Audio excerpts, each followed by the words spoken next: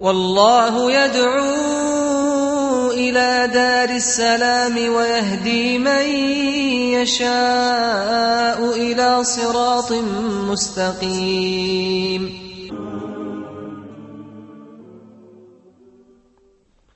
Assalamu alaikum wa rahmatullahi wa barakatuh. Welcome to your show, Inspirations. We're still trying to build the foundations of a true life, of the right perspective of this life in ourselves and on the ones around us. Now, the importance of these issues is so great that, as I said previously, it has the potential to change our lives. But it is the positive change that every human being is looking for. Actually, let me say this thing about Iman. Iman is somehow connected to the dreams that everyone had at the time of childhood. You know, when we were children, so pure, we still maintained at that time the purity with which we were born, the purity with which we are created, loving what is good and abhorring what is evil.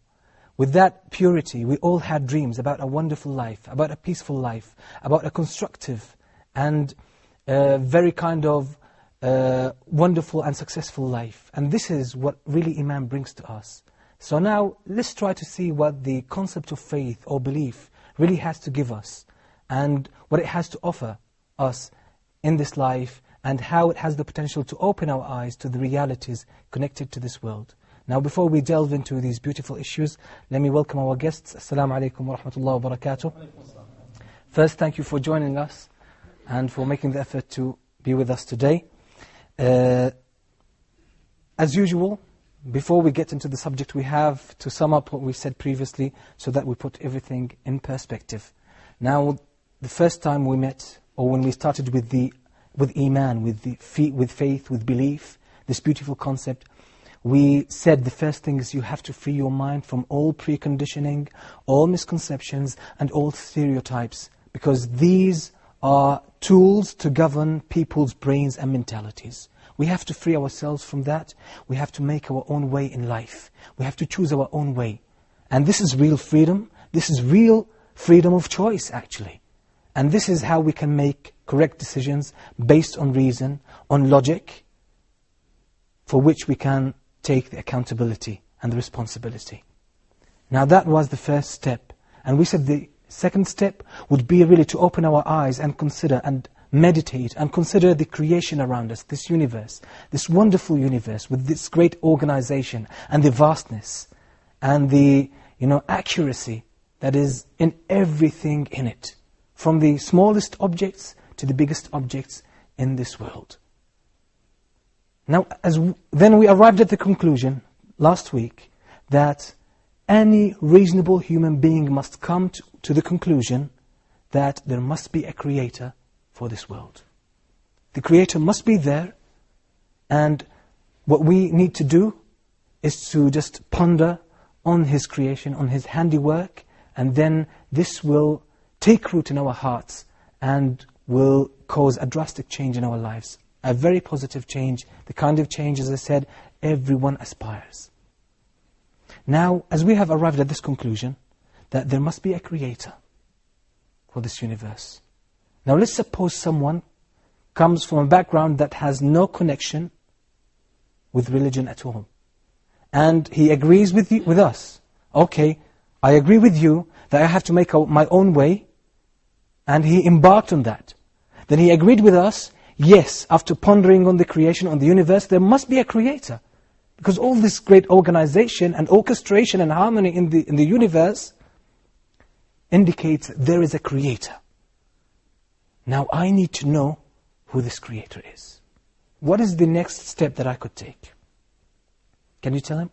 We have to be logical. We have to take one step after the other, no jumping to conclusions, because this will not help us, really. And this will help us actually in everyday life. We can always think about things logically and take one step after the other without making any assumptions, without jumping to conclusions. This will help us with everything we do. So, what would be your advice to him? How do I know? And I agree with you, there is a creator. How can I find him? Okay, let me start with Jamal, please. Or the mic, sorry. Thank you. First, we have to think or advise him to think around us, to see the universe, the skies, Okay. how the sky is built, to see the seas. Okay, how does this benefit us? Okay, that's... Can you bring the mic closer? Yeah, that can tell that there is something behind this. I mean, the way the sky built, Okay. the way the seas, it differs from one to another. Yes. By the salinity, by the density, Okay. by the color of the Yes. seas. Okay, now we said that we have to consider the creation. Now, but what is the purpose of this kind of thinking? That there's something that a way of a human, that's something created Yes. from one Yes. who is the creator. Yes, That we agreed on this. Yes. Now, what is the next step? Beyond our imagination, out Yes. of our imaginations, Yes. that the man can think, or the mankind can think, that there is something not normal. Yes, not definitely. natural. But how can I know I need to know the creator now. Help me. Give me some kind of gesture or clue. Give me anything to help me. Please, doctor. Thank you for this nice introduction. Thank you very much. As an example, if you want to know any person, his work, his attitude, his behavior will give me an idea about that person. Excellent. That's a very good starting point. Yes. It's a wonderful starting point. So we look at the handiwork of this person, his products, Yes. his actions, his behaviors. This Yes. will give us an idea. Okay, how can we apply this to know the creator? Multiple ideas. First of all, Yes. as يقول الله, our God said, وفي أنفسكم أفلا تبصرون. وفي آية أخرى يقول, another آية, حتى يتبين لهم أنه الحق. Okay, can you يعني translate يتفكر. this? الآية هذه. Yeah, can you translate the meaning of it? Yes, the meaning of it, that we will see what our God create and we will think of it. Our God said, وَمَا خَلَقْتُ الْجِنَّ وَالْإِنسَ إِلَّا لِيَعْبُدُونَ. This means we have to know our God. Yes. You see? Okay, now the first one was very good. You said that, you mentioned the verse Yes. where the Creator says basically Yes. that, that you will see signs even in yourselves. In yourself. Yes. For example, Okay, so how does this give us an indication about God? I look into myself. Because- How do I know my Creator through that? yes, many persons all over the world, from Adam till now, Yes. they do their best to do things, but they fail to do things like our God. For example, Yes. they copy, which is now all over the world. We have to copy persons, we have to copy animals, but they fail to copy oneself. Yes. This is. Okay. This means that there's one God. Okay. There's no associate. Yes, that's very good argument, but I need Yes. to get to the conclusion of that. And before we get to the conclusion of it, let me remind our viewers that the lines will be open, the telephone lines will be open. Please do call us and take part in this discussion, and hopefully your contributions will add to this discussion and will help us arrive at a logical and reasonable conclusion. So we're waiting for your phone calls. The numbers will appear on the screen, and still I remind you as well of our email address. Please send us your emails on inspirations@huda.tv. As I say again, the lines will be open. Please call us. The number will appear on the screen. Please do call us and have your contribution, have your say here. Okay, so let me move to somebody else, doctor. Okay, now I look into myself, I look into the creation. How do I get to know the Creator? Someone never heard of God, never heard of Allah, never heard of any kind of deity, but he says, give me something, a clue just to start with. Okay, so on this point we have to give him evidence. If someone agrees that there is one God and there is a creator, he needs evidence. Okay, I have in mind one point which is in Surah Al-Ghashiyah. أفلا ينظرون إلى الإبل كيف خلقت. To translate into English, don't they look to the camels how they were created? Yes. Okay, if we take camels as an example, every single creature moves the right hand with the left leg. Yes. If there is two hands Can I and just two legs, okay. make more distance from the mic? No, Okay. Yeah, Okay. further, yeah. And then every single creature moves the right hand with the left creature, except the camel. Yes. It I agree moves. with you. Yeah. But how does this make me know the Creator? I need to know the Creator. Who's He? Description? Anything, give me any clue about the Creator. It is mentioned in the Quran. Yes. It is mentioned in the Quran.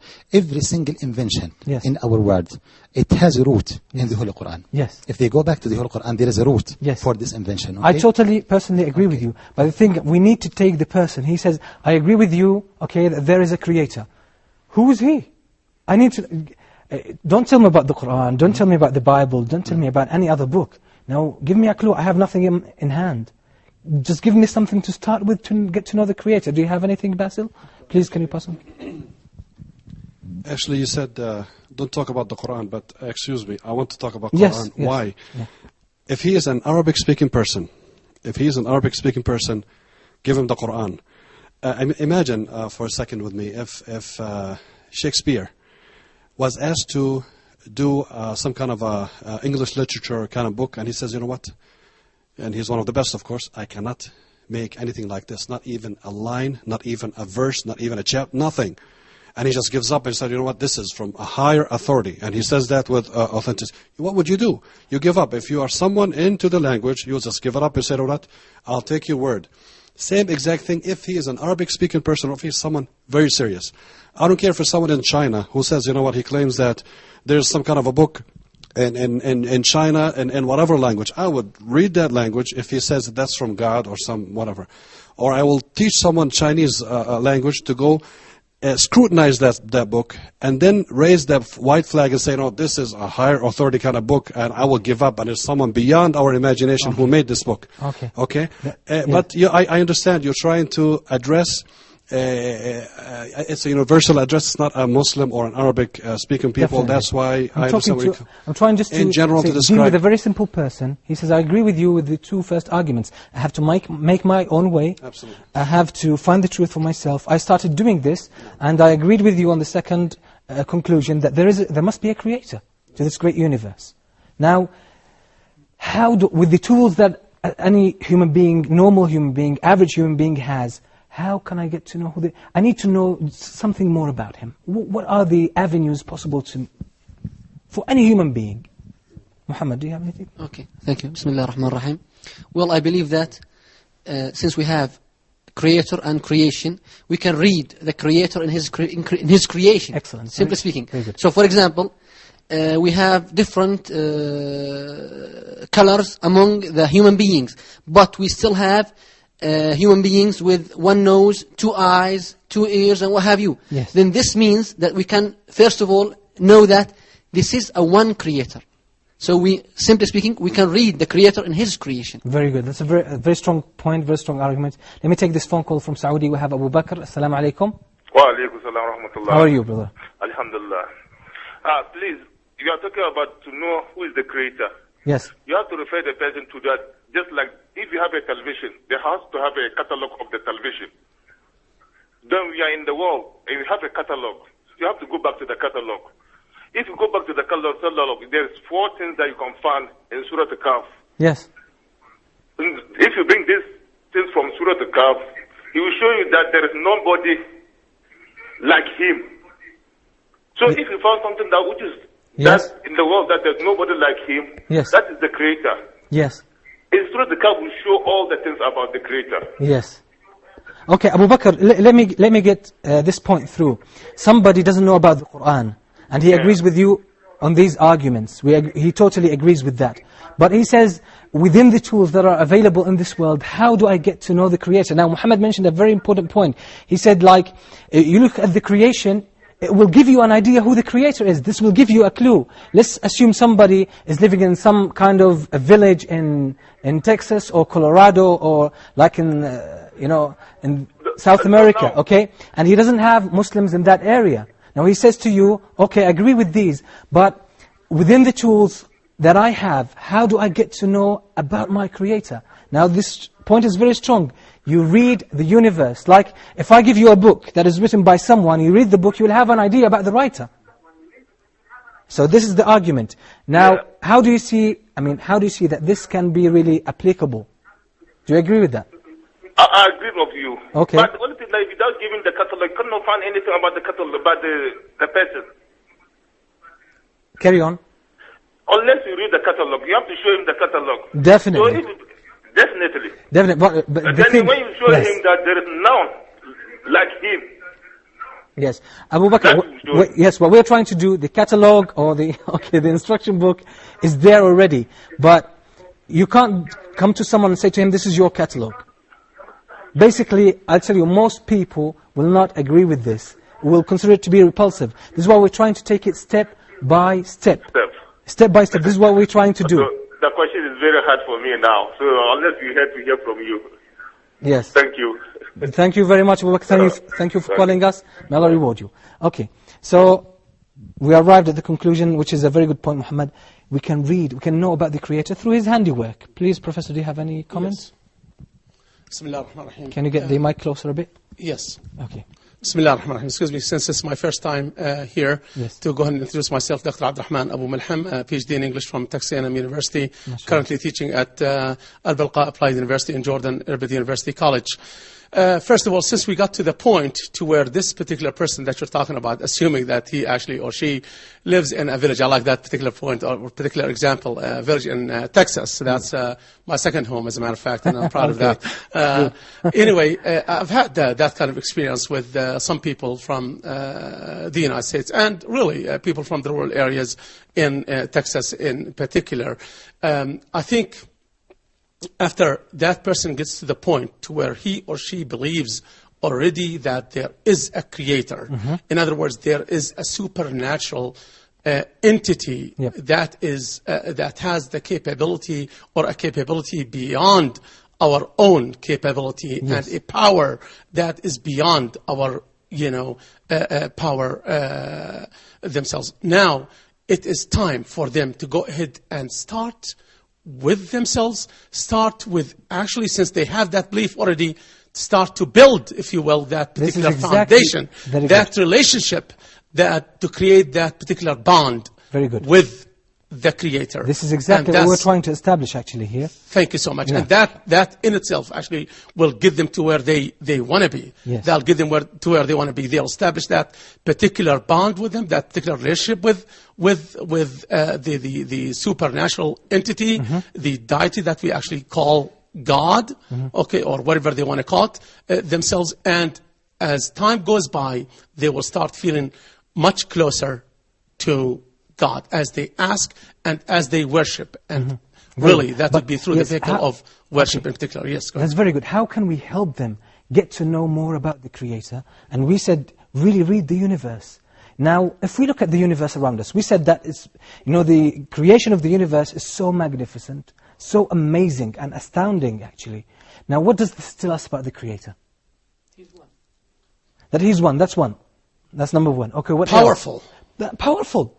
Someone who created this massive universe with perfect and precise organization so beautifully must have power. Unmatchable. There's no way that you can match that particular power. Do you see now we started to read the universe and we're getting more, we're knowing more about our Creator. Now we start to develop this kind of bond or relationship with the Creator. So imagine, the more you know Him, the more you will love Him. This is even true with human beings. When you love someone, you are always eager to learn more about that person. And the more you know about him or her, and these things that you learn are very good, the stronger the bond and the love will grow. The closer you feel towards them, that's right. That's it. So now what else can we learn about the Creator from the creation? Who else has any... Okay, Muhammad again. Please, can you pass on the mic? Okay, thank you. Well, we can also say that there is no matching, competing power. Okay, we're sort of the same kind of what Professor said. Beside this Creator. Yes, okay. He's unique. No one can match His power and His abilities. Okay? And He's one, as you said. I need more. I'll give you some time to brainstorm, inshallah. First, let me take this break. We'll come after the break to get to know the Creator more through His creation. We read the signs that He put for us in the creation. Now, we'll go to a short break. We'll come back soon, so stay tuned.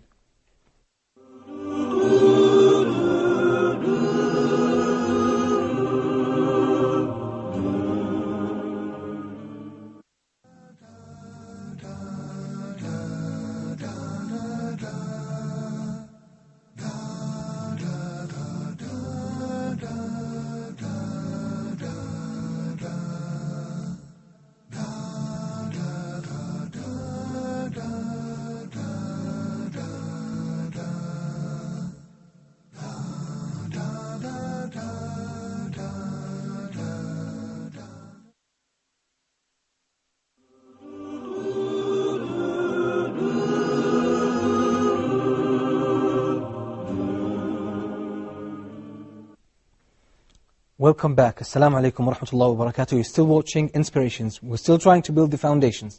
Now, before we went to the break, we were talking about how can we read the attributes of how can we get to know more about our Creator through His creation. Now this will take us step by step to get more to know about Him and appreciate the things He has given us. Now Basil, you had something to comment on? Yeah, I believe that we must talk about the by looking at the universe. Is there any contradiction? Is there any conflict that we see? Nobody could ever come up with anything that has to do with contradiction or conflict that you can see or you can pinpoint or anything. It's actually on the contrary. You are talking about perfectness. This is perfectness, and on the other hand, looking at us humans who have so many deficiencies, and when you start looking at these deficiencies, you can start with a whole list of so many things that we all have, Yes. the different deficiencies between all of us. When it comes to Allah subhanahu wa ta'ala, al-kamalu lillah, as they say, perfectness is to God subhanahu wa ta'ala.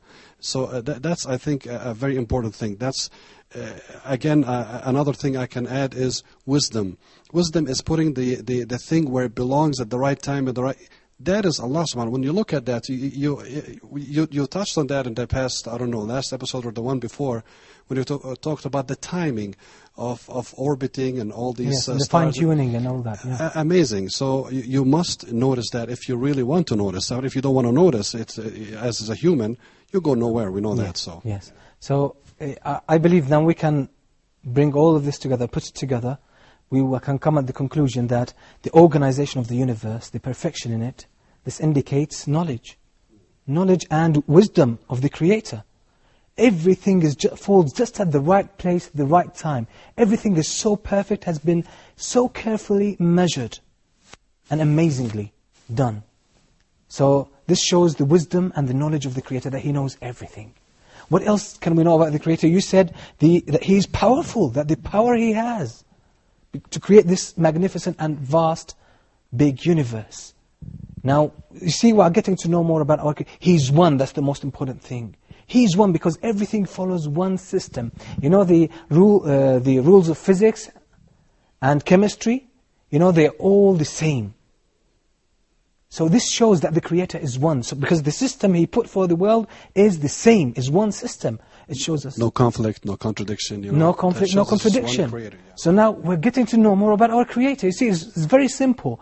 All what you have to do is reflect on the universe, use your mind, use your brain, and you will get to know more. What more can we know about Him? We said last week that some of the statements of the scientists that we quoted, one of them said, by astronomical standards, we are a cosseted, pampered, and cherished set of creatures or beings.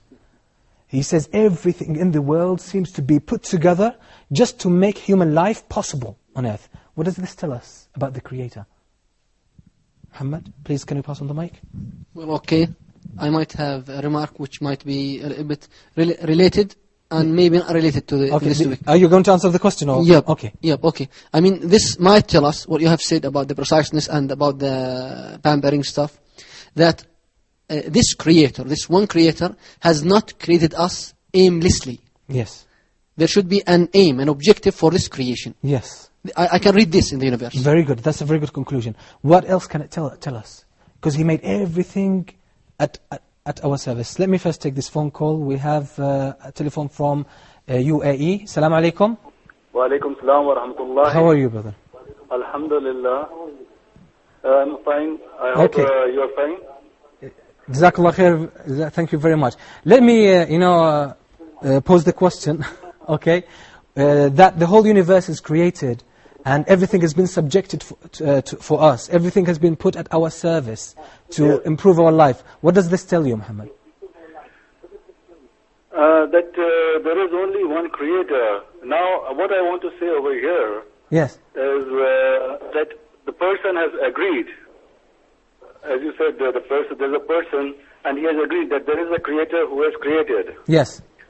Now we have to make him agree about the oneness of the person who has created this world. Yes.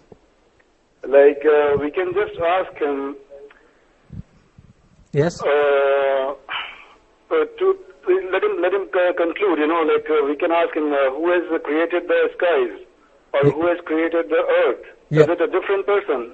Yes.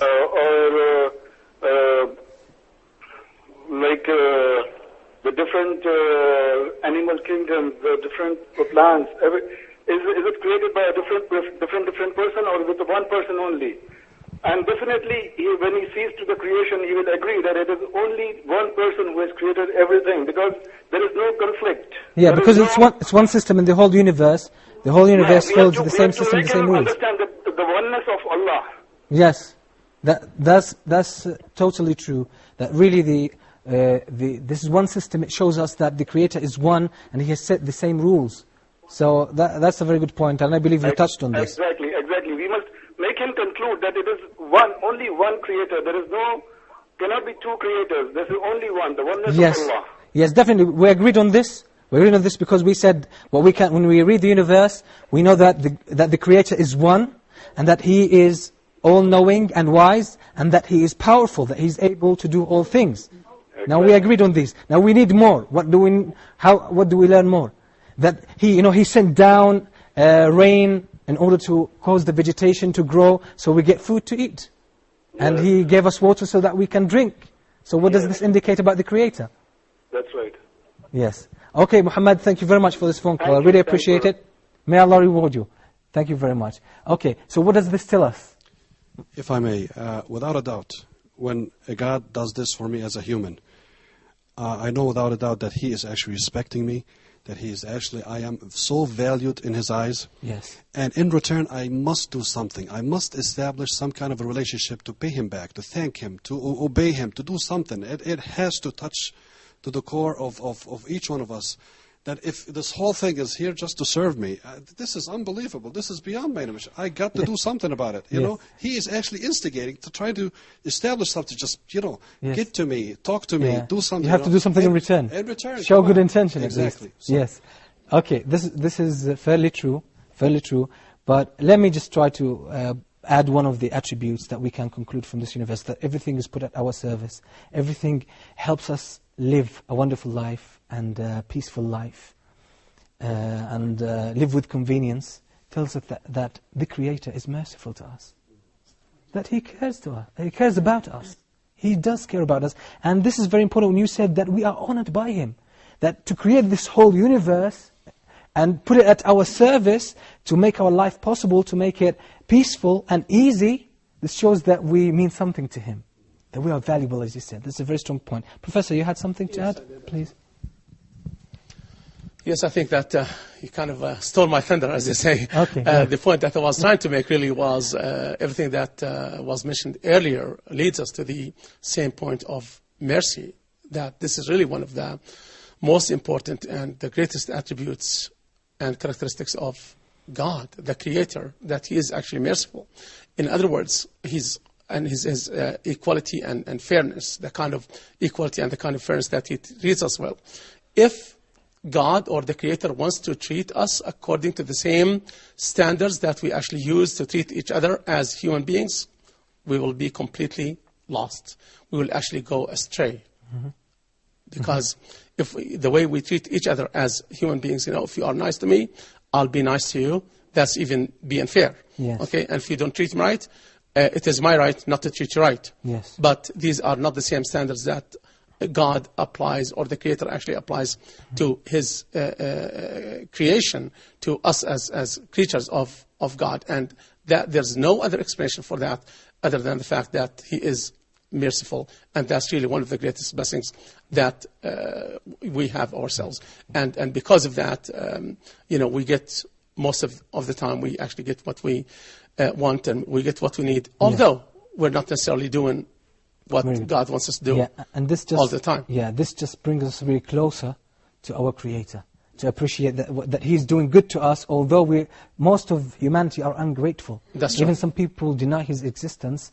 They know in their hearts that He exists, that He is there, but they still say no, that He doesn't exist. They still have this kind of haughtiness and arrogance and pride that prevents them from admitting that, because they know that once they say yes, it will incur more choices and more actions and more decisions in their life that maybe they are sort of not ready to take upon themselves. Now let's try to move on to something that will help us maybe more, because we have plenty of topics to talk about today. We have to finish with them. Okay, so let's come to the conclusion. We read the universe, we know that the Creator is all-knowing, is wise, He's one. That's the first one, the most important one. And that He is merciful to us, and that He honors us. Now this should bring us really closer to Him.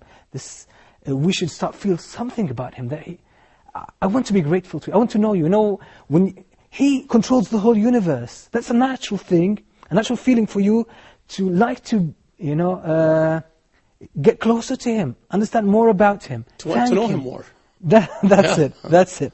Okay, so if we arrive at this, do you think that God is all-knowing, merciful, and powerful, and He controls the whole universe, and He's merciful to us, and He honors us? Do you think that He just created us and threw us like this into the universe without telling us about Himself? Does this match His attributes that we read through the universe? Do you think so, Professor? Not at all. No, I don't think so. I don't think that anything actually that God has done or the Creator has actually done is random. Definitely. Or done for no reason, so or aimless. Yes. So He must have told us about Himself. Exactly. Okay, how do we know His communication? We start with ourselves. We start with our needs. We open that direct line of communication actually with God Himself. Yes. We do not need to have any kind of mediator to go through to get to God. We actually know Him by asking Him, and we know that He is there. We know that He actually answers our prayers. We know that He fulfills our needs, and we know that He will be the only one there who will, when we actually need Him at the time of need. And even if everybody in the world, even the closest people to us actually desert us, God Himself will never desert us, no matter how we actually treat Him, or no matter how obedient or disobedient we are towards Him. That's a very strong point. Thank you. A very strong point, Jazakallah khairan. This is it. He's merciful. Then turn to Him. Turn to Him. Tell Him, I want to know you. And you know, from the stories that we always read about people coming into Islam, always read their stories, you will find that they have this kind of eagerness and persistence for years, some of them for 20 or 30 years, asking God to guide them to the straight path. Guide me to the straight path. Show me about, let me know you more. Let me worship you according to the way you want me to worship you. Tell me more about yourself. So people, there are those who have this kind of sincerity, God will not make it go to waste. He will always try, He will always help you, He will support you, but at the right time, according to His wisdom, according to His great organization. So this tells us, let me come up with this point, that He must have sent us a message or a communication. How? Okay, after calling upon Him, asking Him to help us, what step can we take to get there? If I may, I would like to speak from the Islamic point of view. Allah subhanahu wa ta'ala made it very clear in the Quran. He said, إِنَّ اللَّهَ لَا يُغَيِّرُ مَا بِقَوْمٍ حَتَّى يُغَيِّرُ مَا بِأَنفُسِهِمْ. What does that imply? It means that your status with Allah subhanahu wa ta'ala will never change unless you start change yourself, and unless you initiate that change. In other words, you want to be guided, you start knocking on that door so He can open the door. You come to me and I run to you. That's another hadith, if you remember that hadith. So definitely, if you want this change, show me. It's just the religion of show me. You want faith, show me your actions. إِنَّ الَّذِينَ آمَنُوا وَعَمِلُوا الصَّالِحَاتِ. Okay, it's a package. Islam is a way of life that touches on every aspect on your life. You can say all you want, I believe and I want, and I think, you know what? That's just talk. Show me your actions. Do you really want to go to Allah subhanahu wa ta'ala? Prove it. Come to me. That's it, Show me, prove it, And when you talked about mercy, actually Allah subhanahu wa ta'ala demonstrates to us the way He wants us to be. If He is so merciful to you, do you think just when He was just merciful? He wants you to be. I want you to be merciful. In other words, His own description of Allah subhanahu wa ta'ala, He wants you to be the same exact way to Him, to others. Because as our professor said, if we want to talk about the rule of law, between us, if you're good to me, I'm going to be good to you. If not, you get nothing from me. This is not how Allah subhanahu wa ta'ala wants us to live our life. Again, I always speak from the Islamic point of view, and I believe anyone who is really interested in getting into relationship with Allah subhanahu wa ta'ala, it is very clear from the Islamic point of view. But they have to make the first step. Absolutely. You in it, you start. Very good. In what is that ayah that talks about the hidayah? It's إنك لا تهدي من أحببت ولكن الله يهدي من يشاء. Okay, من يشاء أن يهتدي. But you have to start. Yes. You with Prophet Muhammad got angry and got, about people that he really loved. Why are they not being guided? You know what? They don't want to be guided. Yes. You start this with yourself. You cannot just sit in seclusion and isolation, say, guide me, without taking action towards Allah subhanahu wa ta'ala. Very good, very good. That's very important. If you really want to be guided, if you are sincere and looking after the truth, take the first step and read the world around you. And be sincere. When you are sincere, He will definitely help you. This is a very good conclusion, very good statement that we can come up with. That really take the first step, trust Him, because He has given you already so many signs that He loves you, He honors you, He will give you everything you need, He will guide you, He will support you. All we have to do is to prove it, and you have to do something at least. You have to be practical. Take the first step, and He will guide you throughout. All the way through. Okay, so there must be a message. Now let's talk about today. We're living in the 21st century. Okay, I need to know about the message of the Creator. Now there are so many books, so many people's claim about to be that I'm the Creator, or I know the Creator, I'm the messenger of the Creator. To be honest, basically what the most common or well-known or widespread religions are Islam and Christianity. Now you cannot be a Jew unless your mother is a Jew, so we put that on the side. Okay, with other like religions like Hinduism, Buddhism, even the people who believe in these religions, they cannot prove it logically, and we don't. Just for the sake of brevity, we don't have enough time. We will just try to. Let me talk first about the Bible. I'm not an expert in the Bible, but what I do urge you to do, and anyone who wants to consider the Bible, read the introduction to King James Version and to the American Revised Version. And see what they say themselves, the scholars of Christianity, they themselves, what they say about their book, whether it's about its authenticity. And that will give you enough. But what is most interesting is when you check the Qur'an. The first thing you face when you read the Qur'an, the first couple of pages, you will find that this is the book about which there is no doubt. Now, I've never read a book in my life, and I don't think anyone read a book in his life that says or starts with, this is a book about which there is no doubt. Most writers always write acknowledgements, because they think people supported them. Then apology, that anything wrong, then because I'm a human being, we have our own deficiency. No one says, okay, this is the book about which there is no doubt. Another challenge that we find in the Qur'an, okay, and no one could ever pose this challenge at all. Because in the Qur'an you find, now, make one chapter, or even one verse, one line, like this book, or anything that you find in this book. Now this challenge has been there for 1400 years, has never been met. Another challenge is that, don't they read this Qur'an? Had it been from other than God, they would have found in it enough or abundant contradiction and discrepancies. Now these are very interesting challenges. Who can pose this kind of challenge and defend it for 1400 years? This is very interesting. We'll get to know about this, inshallah, after we have this short break. And we say to our viewers, we're coming back after the short break, so stay with us.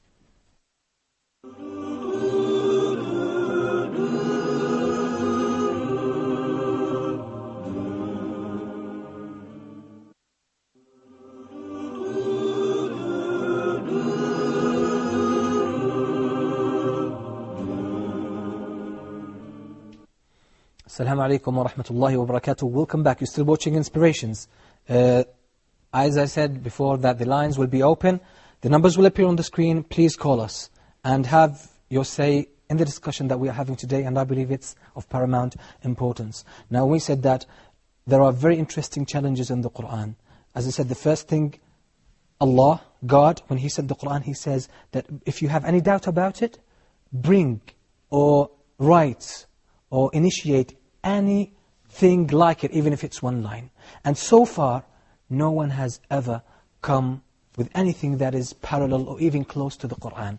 Now, at that time when it was revealed, that was the peak of the Arabic language and, in eloquency and wonderful kind of language, a high level of language.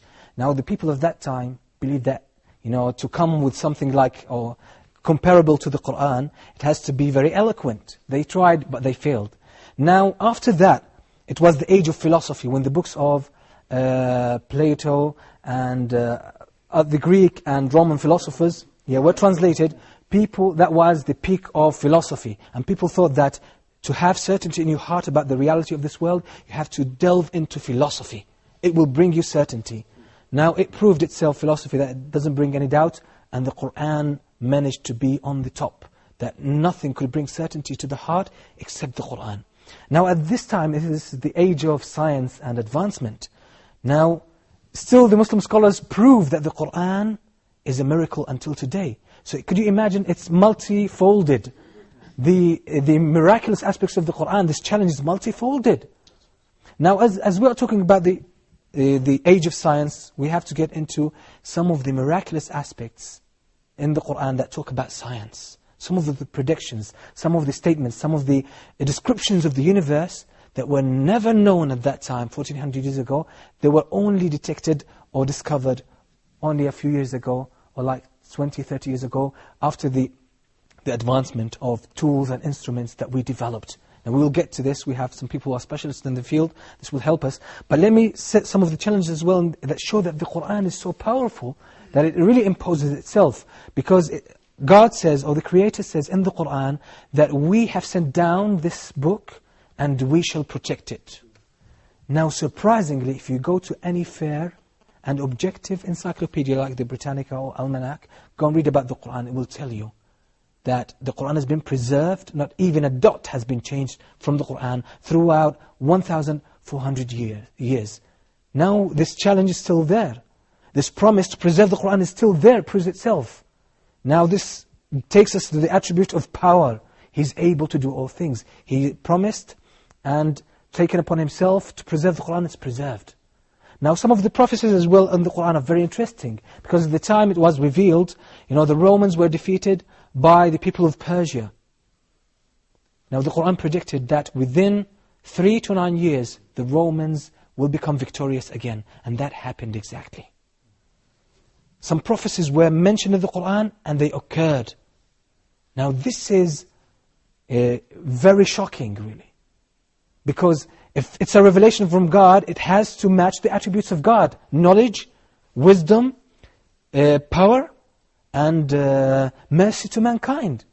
Now, some of the things that show the knowledge of God that people of that time never known are the natural phenomena mentioned in the Qur'an, so precisely, so wonderfully, so accurately, and they have only been discovered today. And the scholars of Islam and Muslim scientists who are specialized in natural sciences, like in physics, chemistry, biology, embryology, medicine, all that, they started to discover,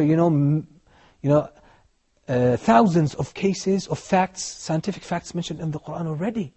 This is amazing, and this caused many people to accept the Qur'an without doubts. Now let me start with some of them, just to give as an introduction before we get to our audience who have some knowledge about it.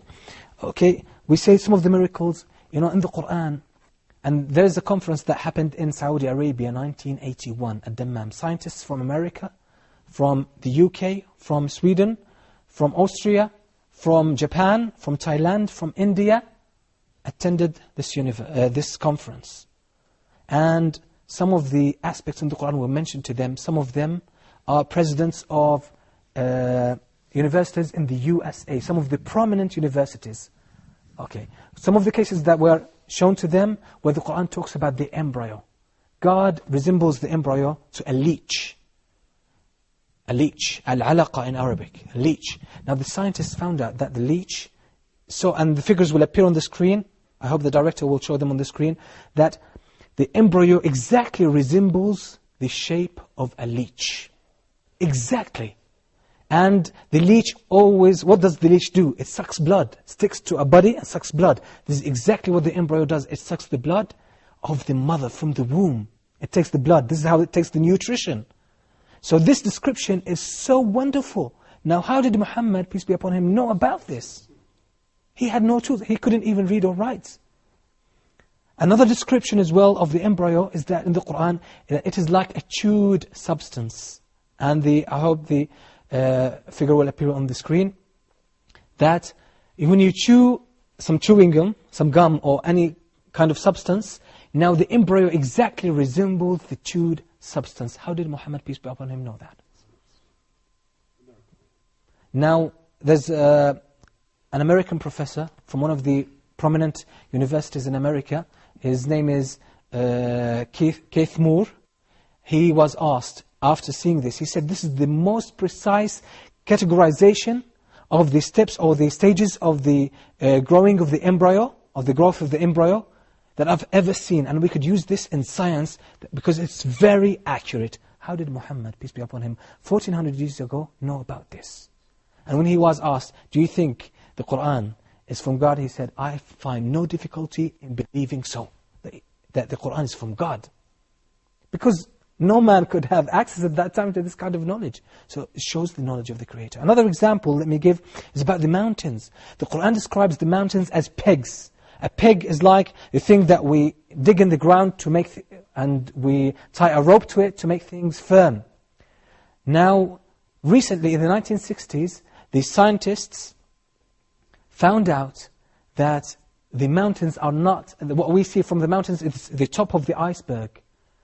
But the depth, the root of the mountain is multiple or many times the height of the top. That's amazing. This is exactly, and in one of the books that is taught in all the universities about science is called The Earth. It's authored by two American scientists. It says exactly the shape of the mountains is like the shape of the peg. Now this is exactly the description in the Quran. Where did Muhammad know about this? Now I'll move to your examples, what you know, especially we have a doctor who is part or a member of the committee of the miraculous aspects, scientific miraculous aspects in the Quran. Before we go into this, doctor, we have a phone call from the Emirates. We have one sister with us. Assalamu alaikum, Sister Rihan. Hello, salam alaikum. Wa alaikum assalam. How are you, sister? How are you? Alhamdulillah. I am just to tell you that I am so proud of because I am a Muslim. MashaAllah, MashaAllah. I am so happy because, you know, everything we have evidence, we have proof for everything what we have. Yes. So I am so happy because I am a Muslim. Alhamdulillah.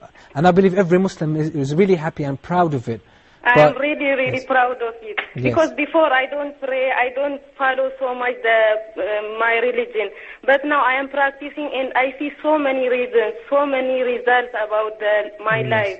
Everything. Yes. And it's very important actually for us Muslims to understand our religion based upon conviction and proof. So not really just when I think of my religion, I really sometimes cry.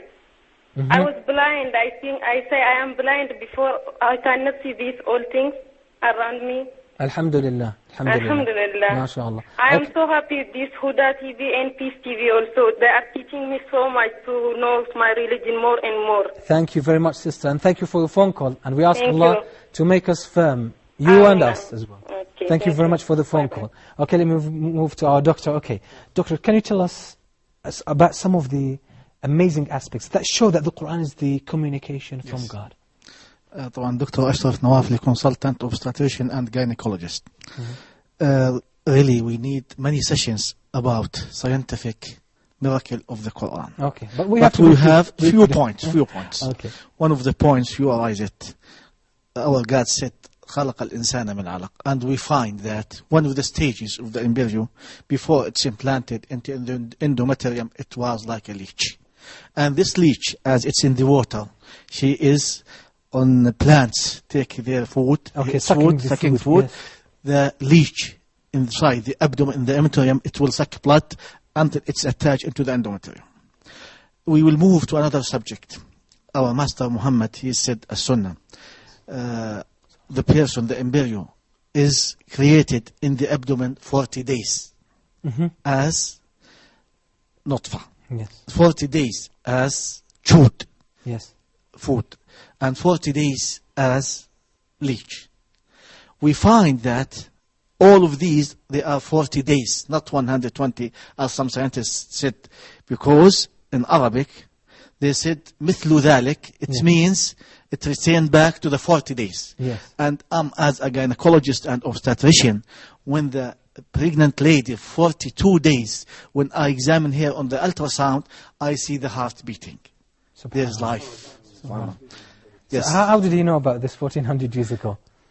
This means that it's from the God. Yes. Yes. Second thing, the stages of embryology. The embryo, how it's created. Our God said in the Quran, من نطفة أمشاج. نطفة أمشاج, it means that the semen from the male and the ova from the female, they will meet each others in the fallopian tube, and they will be attached to each other's amshaj. It will be one thing. Yes. Amshaj. Okay? So it would be a mixture from the semen and the ova. And the ova. Yes. And this, within 5 to 6 days, is to travel in the road, fallopian tube, until it reaches the endometrium as a areola, as a leech. Okay? Subhanallah. فخلقنا نطفة علقة. Okay, we made it into a leech. علقة مضغة. Yes. المضغة, it is inside the endometrium. It's not seen. Yes. You see? Okay, just let me translate. Mudghah is what we said, what we talked about, is the chewed substance. Yes. ثم الآية كسونا العظام جعلنا المضغة فكسونا I don't remember the phrase. Okay, the chewed substance became into bones. Bones formulated. Bones فكسونا العظام لحما. Then we covered the bones with flesh. Flesh. And this we find it in the ultrasound. When our master Muhammad 1400 years ago, he has no ultrasound, no investigations, but we discover this nowadays. So the only logical explanation to that, how did he know about that? It must be revelation from God. It must be the Creator, because that's it, because only the Creator knows about this. We started knowing about this after this kind of advancement. Unfortunately, we're running out of time. It's just time like flies. Yes.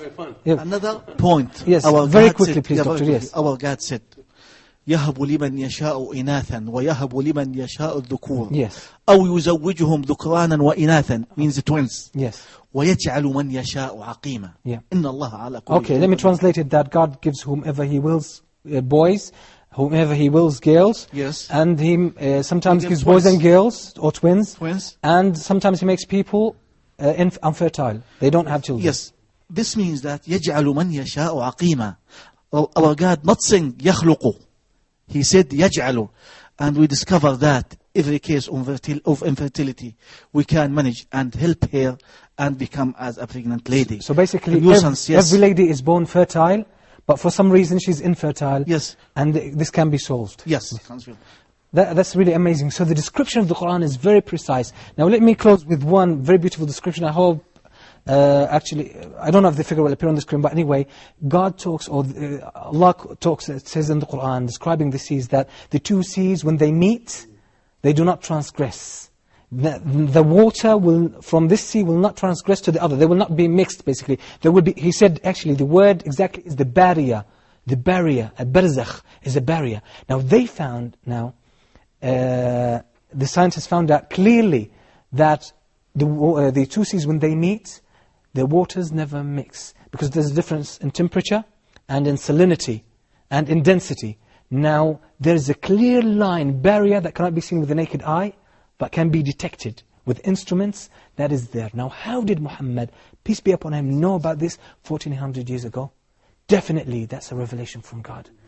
And I say to our viewers as well, I would direct you really, we don't have enough time to talk about all these aspects, but I advise you to go, there's a very beautiful website, it's www.islam-guide.com, www.islam-guide.com. Go to that. Some of the statements that I talked about, Dr. like Keith Moore, okay, and the way he answered about he has no doubt about the Quran being from the Creator, from God, and about another scientist embracing Islam after he saw that, and he saw these beautiful descriptions of the Quran, he was shocked, and he embraced Islam. Now let's come to the conclusion that if the merciful God, the all-knowing, the all-powerful, if He has a communication, it is the Quran. Because all His attributes that we find in the universe, we find them in the Quran. So it goes all hand in hand. It goes all in harmony. I really thank you all for being with us. And I wish we really had more time, especially with the doctor. to really, Dr. Ashraf, to get more into this, because it's a very wonderful aspect, but unfortunately, we don't have time. In the future, I promise you, in 2 weeks to come, we will cover, maybe I will give more time to these subjects, because they need more time. We need to expound more on them in order to really to show the mercy of our Creator, that He didn't leave us for any doubt. He always gave us the truth. And let me just say, the thing that will tell us about our God as well is our nature. Belief is in our hearts. But we just have to listen. We have to be sincere. We have to be sincere with ourselves and find the Creator. All these signs with our nature, we have the seed of faith, of belief in our hearts. But it just needs nutrition. The nutrition of it is pondering on the creation and seeking the knowledge and sincerity. Now, we ask Allah subhanahu wa ta'ala to support us all, help us seek the truth, follow it. And I tend to our viewers, always seek the truth, follow it, read in the Qur'an, find out more about it, and then you will arrive. I believe you will arrive at the truth according to your sincerity. I have to leave you in peace now. And until we meet next time, Assalamu alaikum wa rahmatullahi wa barakatuh.